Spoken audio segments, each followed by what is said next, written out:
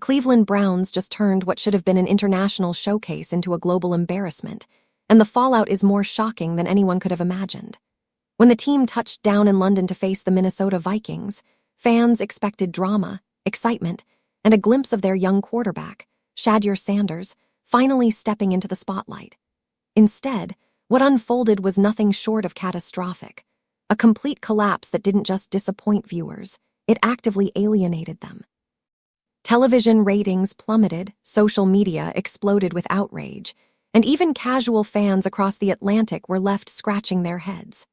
The Browns, once a team with untapped potential and loyal followers, suddenly looked like an organization unable to deliver the product promised to fans and the league alike. From the very first snap, it was obvious something had gone terribly wrong. Dillon Gabriel, the backup quarterback, took the field while Shedeur Sanders, the player everyone wanted to see, stood on the sidelines clutching a clipboard. The reaction was immediate.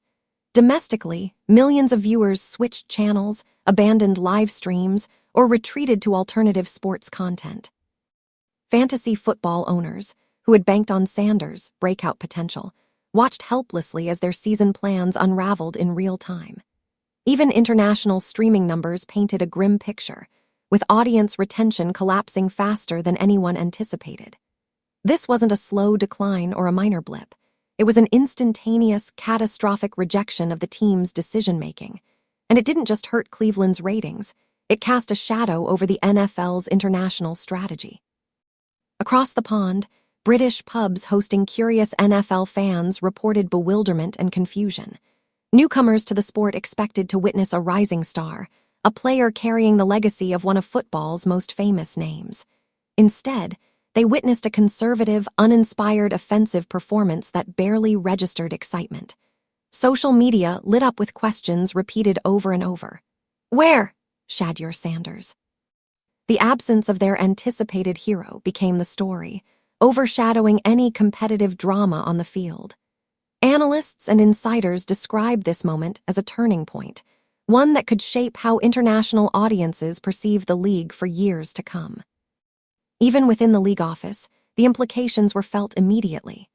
Sources suggest Commissioner Roger Goodell personally contacted Browns owner Jimmy Haslam, expressing profound disappointment over what he saw as a failure to deliver a compelling product to both domestic and international audiences.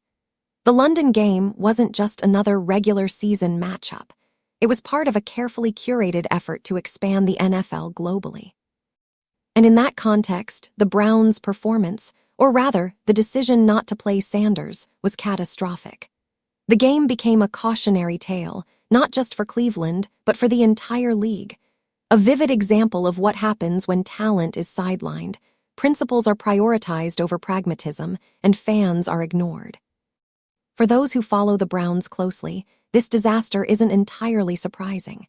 Quarterback controversies have long plagued this organization, from draft day decisions to recent rookie mishaps. But the London collapse amplified these issues to an unprecedented scale. Ratings aren't just numbers. They reflect engagement, trust, and excitement. And when those metrics cratered, it sent a message loud and clear.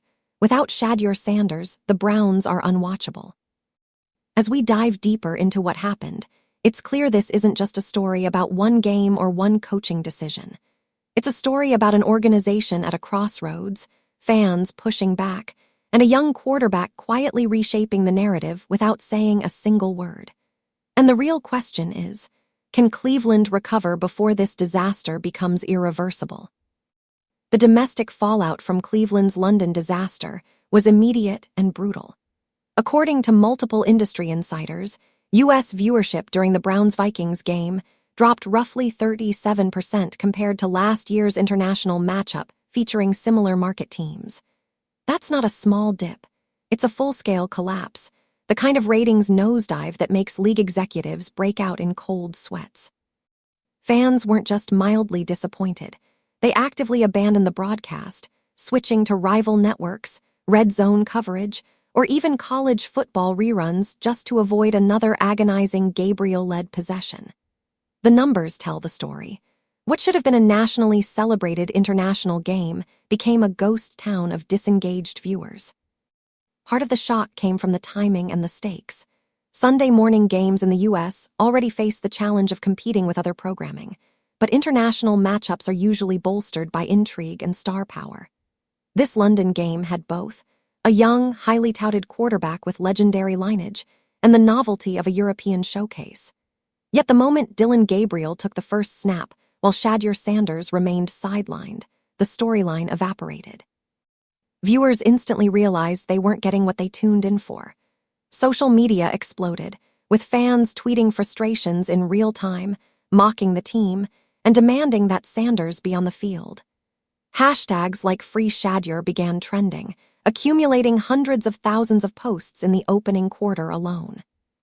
Fantasy football owners felt the sting acutely. Millions had rostered Sanders, anticipating a breakout performance on an international stage. Instead, Gabriel's predictable struggles and conservative play-calling left fantasy teams stranded, generating thousands of negative social media posts and forcing analysts to issue urgent advisories. One prominent fantasy guru tweeted, "Stefanski just torpedoed my season and tanked NFL's London ratings simultaneously. Fire him immediately."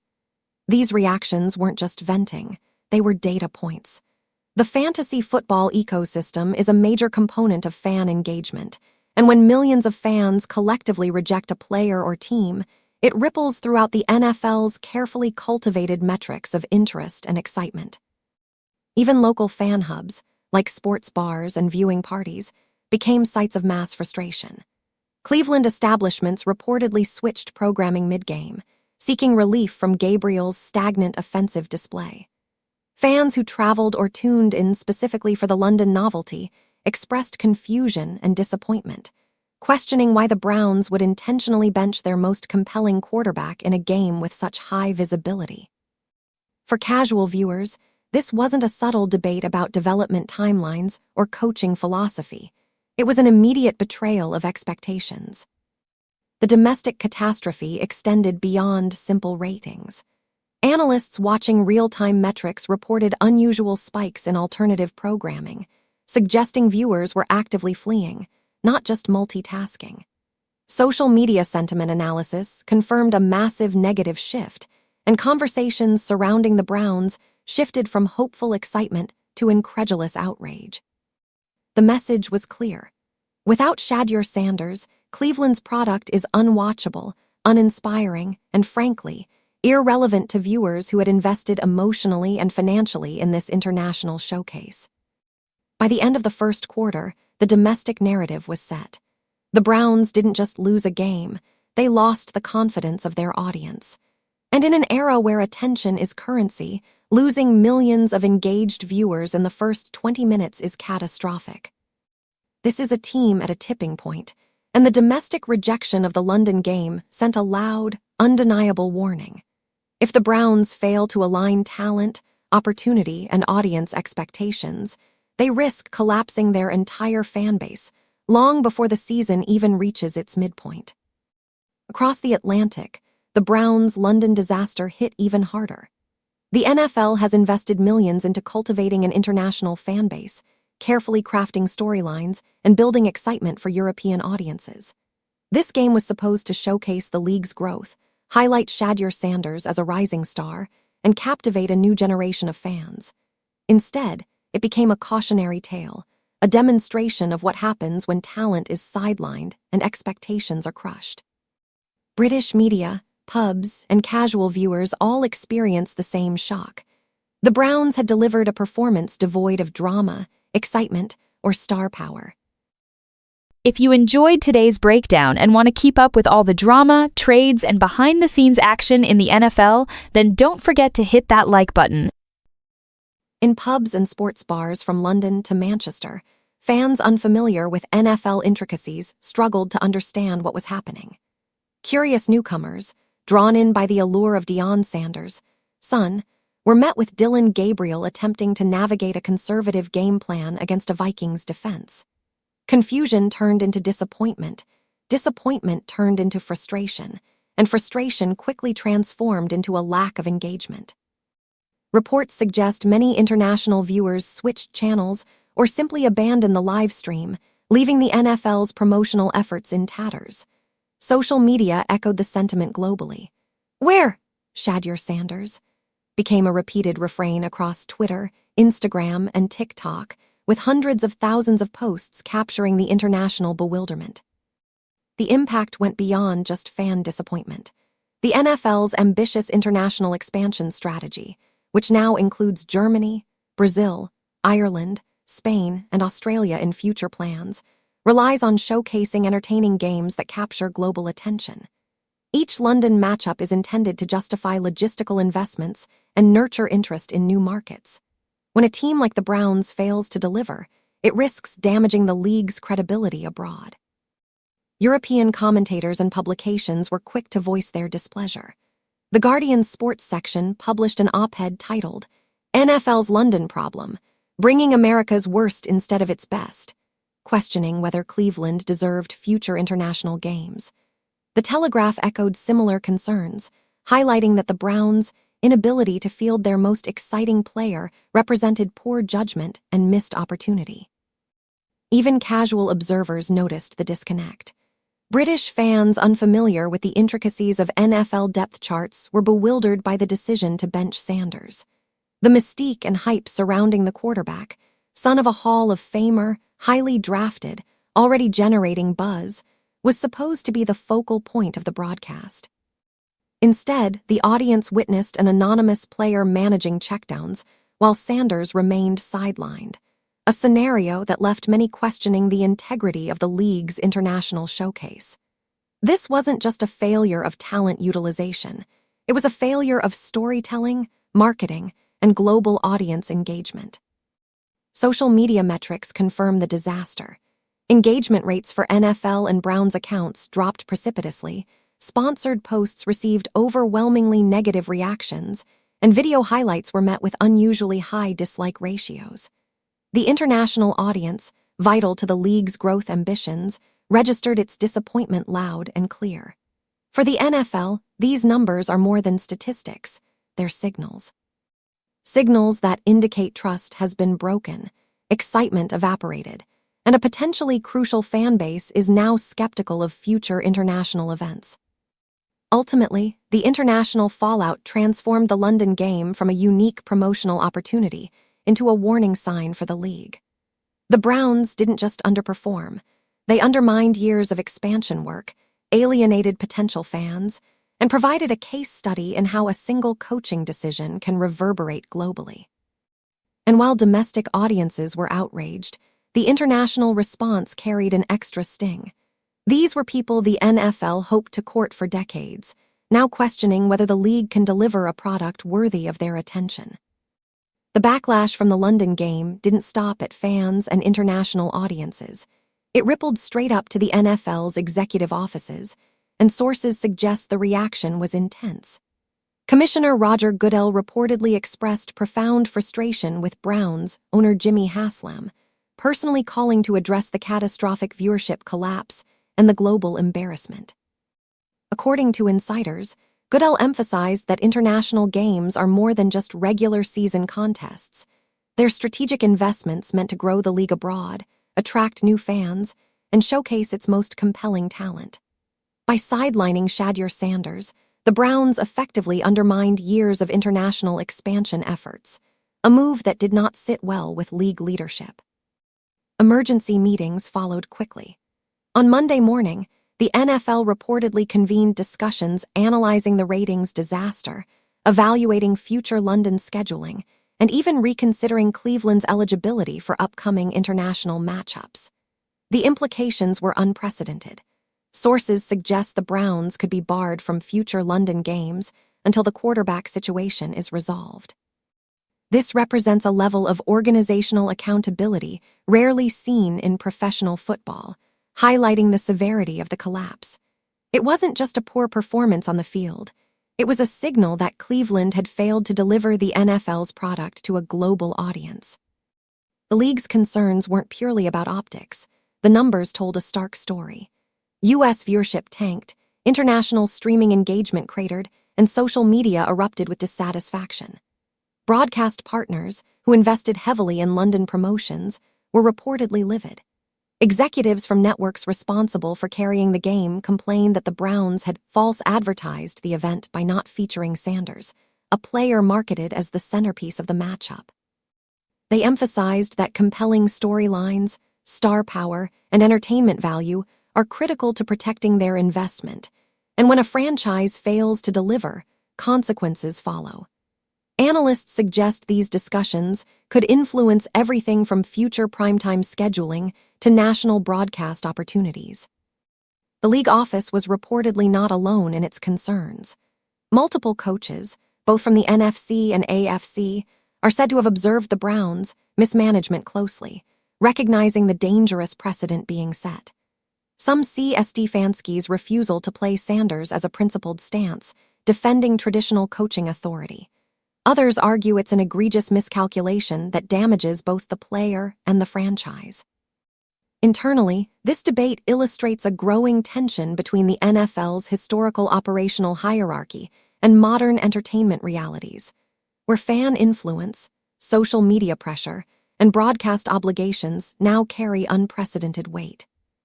Jimmy Haslam, meanwhile, finds himself trapped in the middle. Sources suggest he balances competing pressures: his original preference to see Sanders start, a respect for coaching autonomy, and the fiduciary responsibility to maximize franchise value amid tanking ratings. This delicate equilibrium makes any immediate solution risky, and the Browns' internal meetings reportedly reflected this tension. Conflicting accounts suggest Haslam considered everything from immediate quarterback changes to compromise performance benchmarks, highlighting the organizational chaos that now defines Cleveland. Ultimately, the NFL executive response frames the London disaster as more than a single poor game. It's a cautionary tale about franchise responsibility, global expansion, and the consequences of failing to align talent with audience expectations. Cleveland didn't just lose a matchup, it rattled the league, its broadcast partners, and its international reputation, placing the Browns under scrutiny at every level. And while fans vented online, the league office was already calculating the real-world ramifications, sending a clear message: the Browns' decisions matter far beyond their stadium. On the field, the Browns' London game was a disaster in plain sight, and the numbers barely tell the full story. Statistically, Minnesota controlled the game despite a seemingly modest 21-7 final score. Cleveland's offense sputtered, managing only 190 passing yards while converting an embarrassing 3 of 5 third-down attempts. Gabriel looked tentative, overwhelmed by the moment, and incapable of instilling confidence in teammates or fans. His decision-making was cautious to the point of ineffectiveness, throws lacked conviction, and leadership presence was practically invisible.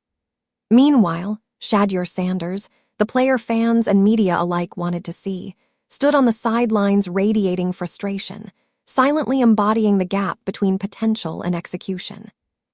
The symbolism of Sanders watching helplessly while Gabriel struggled wasn't lost on anyone. In the fourth quarter, with the Browns trailing by a single score, the stadium crowd audibly chanted, "We want Sanders." Broadcast microphones captured the desperation of 62,000 attendees, and fans at home shared the same sentiment online. It was a visual and auditory indictment of coaching decisions. The team's best asset, the one capable of sparking a comeback, was ignored. Gabriel continued with conservative checkdowns, daring the Vikings' defense to let him beat them, while every opportunity to inject excitement or shift momentum was squandered. One critical fourth-down play perfectly encapsulated the dysfunction: an overthrow to an open receiver, a moment that could have changed the game, rendered meaningless by stubborn coaching and organizational paralysis. Every play reinforced a narrative bigger than one game. The contrast between Sanders' potential and Gabriel's cautious execution highlighted not just offensive failure, but organizational mismanagement. It wasn't merely about who threw the ball. It was about priorities, messaging, and the optics of wasted talent. The imagery of Sanders, young and capable, sidelined while the offense floundered, spoke volumes about leadership decisions and internal conflicts. Fans, media, and analysts interpreted these visuals as a broader statement. Cleveland was actively undermining its own competitive future. The symbolism extended beyond Sanders and Gabriel. It reflected a team trapped in a cycle of mismanagement, where coaching principle collided with public expectation. Each incomplete pass, each conservative play call, each missed opportunity reinforced the perception of a franchise unable to balance talent utilization with accountability. Social media amplified this, with countless clips and reaction videos showcasing Sanders' sideline demeanor alongside Gabriel's struggles, turning the game into a viral indictment of Cleveland's priorities.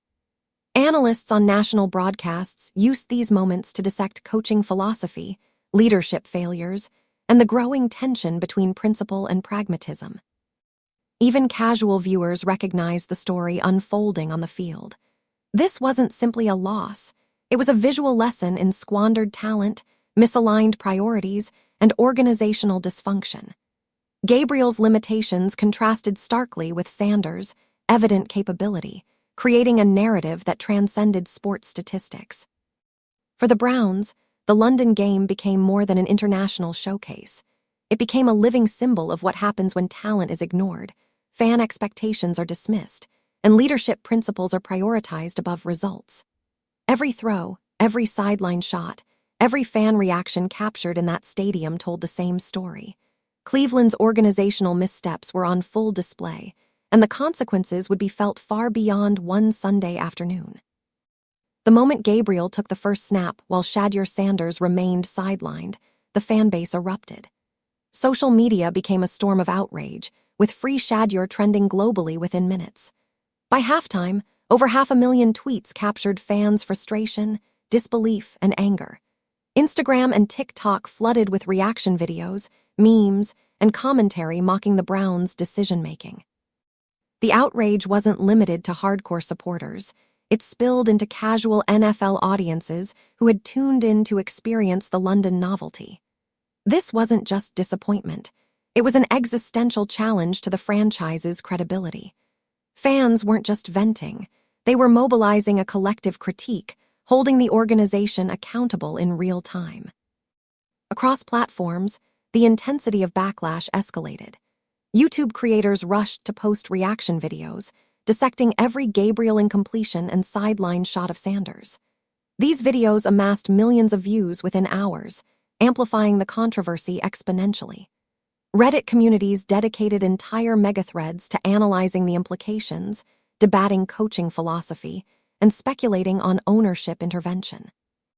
Longtime fans took dramatic measures, posting videos burning jerseys, canceling season tickets, and vowing boycotts until Sanders received playing time.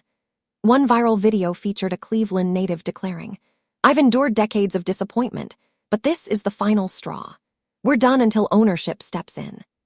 The intensity of these reactions signaled a fan rebellion rarely seen mid-season, typically reserved for catastrophic organizational failures. Media personalities amplified the outrage. Stephen A. Smith dedicated a full segment on First Take to decimating Stefanski's decision-making, questioning his job security, and calling for immediate quarterback change. His passionate monologue garnered over 3 million views within hours, sparking additional commentary across networks. Skip Bayless labeled the situation organizational malpractice, arguing that the Browns were actively undermining the NFL's international growth. Shannon Sharpe called Stefanski's choice career suicide, predicting inevitable firing before the season's end. Colin Cowherd analyzed the ratings collapse in relation to franchise valuation, suggesting Haslam's investment in the team was rapidly depreciating amid dysfunction. Even international media took notice. BBC commentators criticized the NFL for showcasing a boring, anonymous game, emphasizing that casual British viewers felt misled by the league's promotion highlighting Sanders. The backlash wasn't just performative, it carried real-world consequences. Television ratings plummeted, domestic and international engagement metrics collapsed, and network executives reportedly expressed extreme frustration.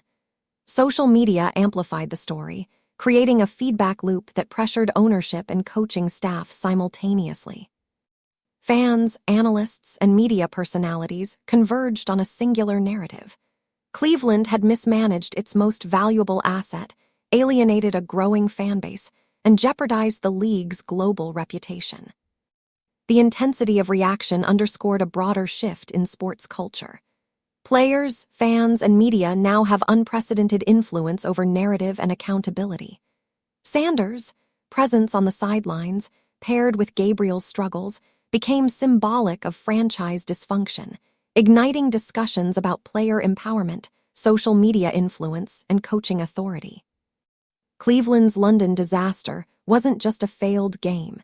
It became a public relations catastrophe, a viral phenomenon, and a cautionary tale about how quickly fan and media backlash can escalate when talent is ignored and expectations are shattered. Hours after the London debacle, Shedeur Sanders took to Instagram Live, and the response was immediate, electrifying, and unprecedented for a 2-year rookie. His broadcast drew over 400,000 simultaneous viewers, setting personal records and signaling that the fanbase was not just engaged, they were mobilized. But Sanders' approach wasn't impulsive or reactive, it was carefully calculated. Without directly criticizing Stefanski or the organization, he conveyed frustration and dissatisfaction in subtle but unmistakable ways, sending a message that resonated across the NFL, media outlets, and fan communities alike. During the session, Sanders spoke in measured, confident tones, emphasizing transparency, accountability, and the undeniable fact that the fans recognized his value. Phrases like, "They keep hiding me, but the numbers don't lie," served as indirect critiques, acknowledging the situation without violating league conduct policies or team regulations. The subtlety was deliberate. Sanders allowed his presence, expressions, and timing to speak volumes while avoiding overt confrontation. Every nod, smile, and pointed silence during fan questions acted as a signal, reinforcing the collective sentiment of frustration while cultivating pressure on the organization to act. Fans immediately noticed and responded. Comments flooded in with free Shedeur hashtags, calls for immediate quarterback changes, and critiques of Stefanski's leadership. Analysts interpreted these interactions as strategic, demonstrating a sophisticated understanding of modern media dynamics. Sanders wasn't just reacting. He was shaping a narrative leveraging social media to amplify his value and signal accountability.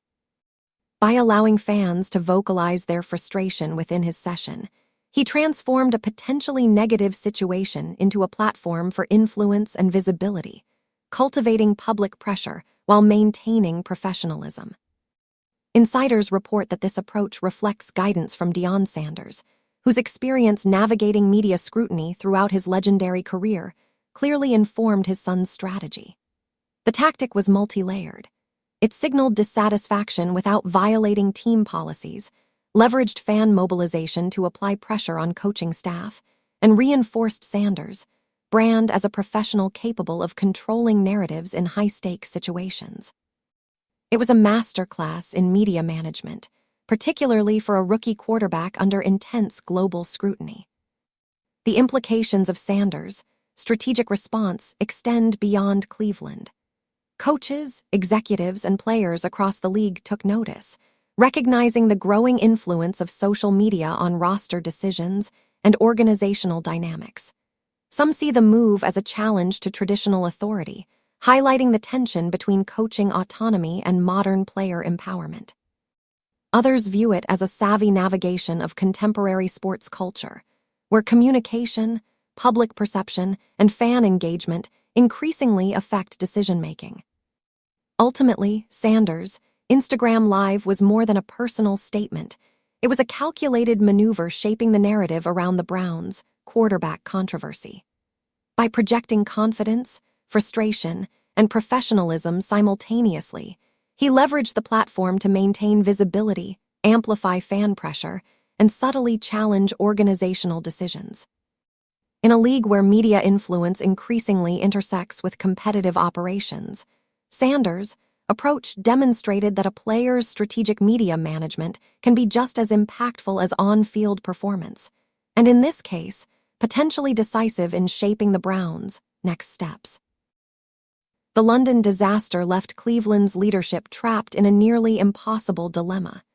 At the center were two intertwined figures: Head coach Kevin Stefanski, committed to his philosophy, and owner Jimmy Haslam, balancing loyalty, business interests, and fan pressure. Stefanski's decision to bench Shedeur Sanders reflected a rigid adherence to principle, a belief that authority and coaching autonomy must not be compromised, even in the face of overwhelming public and organizational scrutiny. But principle, when misaligned with talent utilization and fan expectations, comes at a steep cost. Haslam, meanwhile, faced compounding pressures from multiple directions. Sources indicate he struggled to reconcile three competing priorities. First, his personal preference for seeing Sanders start, a position he publicly supported since draft night, clashed directly with Stefanski's stubborn adherence to Gabriel. Second, his respect for coaching autonomy, shaped by previous disastrous interventions, made direct interference risky, potentially undermining long-term organizational structure. Third, his fiduciary responsibility demanded that he maximize franchise value, protect broadcast relationships, and maintain international credibility, all of which were suffering in real time. Each priority pulled him in a different direction, creating a tense, high-stakes scenario that left Haslam navigating a near-impossible leadership balancing act. Reports from Monday evening suggest Haslam convened an emergency meeting with Stefanski and GM Andrew Barry, lasting over 3 hours. Accounts of the meeting's outcomes vary, reflecting the organization's communication breakdown and internal division. One source claims Haslam demanded an immediate quarterback change, threatening Stefanski's job if Sanders wasn't given the next start. Another insists Haslam reaffirmed the coach's autonomy while expressing frustration at the ratings collapse and fan outrage. A third suggests a compromise, performance benchmarks tied to the quarterback situation, establishing automatic evaluation triggers if unmet. The conflicting reports themselves reveal the organizational chaos, uncertainty, and indecision at Cleveland's highest levels. The dilemma extended beyond internal meetings. Broadcast partners and league executives were monitoring closely, expecting decisive action. The NFL, invested in international expansion and ratings stability, reportedly conveyed that Cleveland's current trajectory threatened both global reputation and financial relationships. For Haslam, every decision carried risk. Capitulate to public pressure and undermine Stefanski's authority, maintain course and risk further ratings collapse, or attempt a compromise that might satisfy neither. This standoff illustrates a broader tension in modern professional sports, balancing coaching philosophy with business imperatives, talent utilization, fan engagement, and media scrutiny. Stefanski's adherence to principle, while defensible in traditional terms, collided with the realities of a league where social media pressure, broadcast obligations, and player empowerment are increasingly influential. Haslam's role, traditionally reactive, became a high-wire balancing act, forced to weigh competitive integrity against organizational survival. Ultimately, the coaching and ownership dilemma underscores why the Browns' London disaster is more than a single-game issue. It highlights systemic dysfunction, rigid coaching philosophy, fractured leadership communication, and an ownership caught between principle, business, and fan demands. Without swift, strategic intervention, Cleveland risks not only continued on-field struggles, but also long-term damage to fan trust, player morale, and organizational credibility. The London game became a mirror reflecting this crisis, and the decisions in the coming weeks could determine whether the franchise recovers or continues its cycle of dysfunction. The aftermath of Cleveland's London disaster extends far beyond a single humiliating loss. Television ratings collapsed, fan engagement plummeted, and the team's international reputation took a significant hit. But the real concern lies in the long-term organizational fallout. Multiple franchises are watching closely, using the Browns as a cautionary tale about how mismanagement, misaligned priorities, and public scrutiny can intersect to produce widespread consequences. The question isn't just who plays quarterback, it's whether a franchise can survive systemic dysfunction when all critical pillars, talent utilization, coaching philosophy, ownership strategy, and fan trust, collapse simultaneously.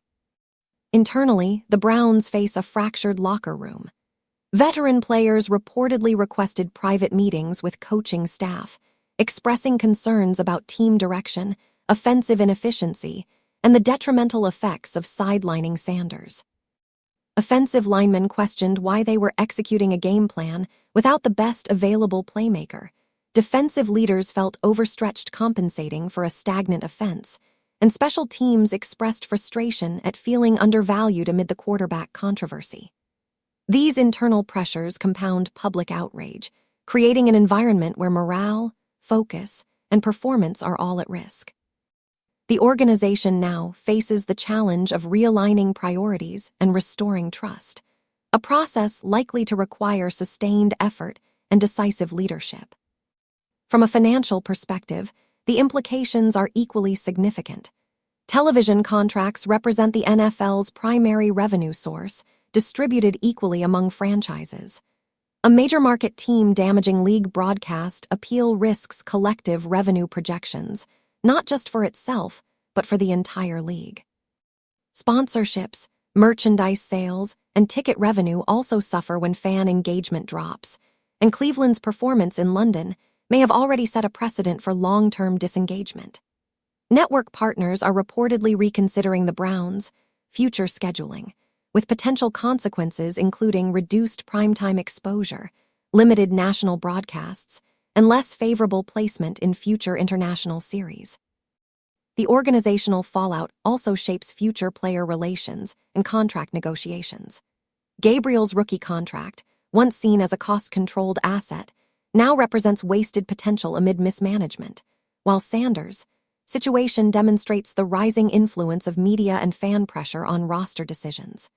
Veteran free agents evaluating the Browns may question the franchise's stability and commitment to maximizing talent, making recruitment and retention more challenging. The long-term risk extends beyond the current season. Repeated failures to align strategy, talent, and communication could entrench Cleveland in another prolonged rebuild cycle. Finally, the London game serves as a case study for the league itself. Social media's role in shaping public perception, broadcast obligations, and international expansion strategy has become undeniable. Cleveland's mismanagement highlights the consequences of ignoring these factors. Franchises observing the situation now understand that failing to balance coaching authority with modern entertainment realities can have ripple effects across organizational, financial, and cultural dimensions. For the Browns, immediate corrective action is essential, not just to salvage a season, but to prevent systemic decay that could affect the franchise's competitive relevance, global reputation, and internal cohesion for years to come. If you enjoyed today's breakdown and want to keep up with all the drama, trades, and behind-the-scenes action in the NFL, then don't forget to hit that like button. It really helps this channel grow and lets us know you love this kind of content. And hey, don't keep it to yourself. Share this video with your friends, your group chats, or anyone who loves football as much as you do. The more the conversation spreads, the better it gets. Most importantly, if you haven't already, make sure you subscribe to the channel and tap the notification bell. That way, you'll never miss when we drop fresh stories, wild rumors, or breaking updates that the mainstream media won't talk about.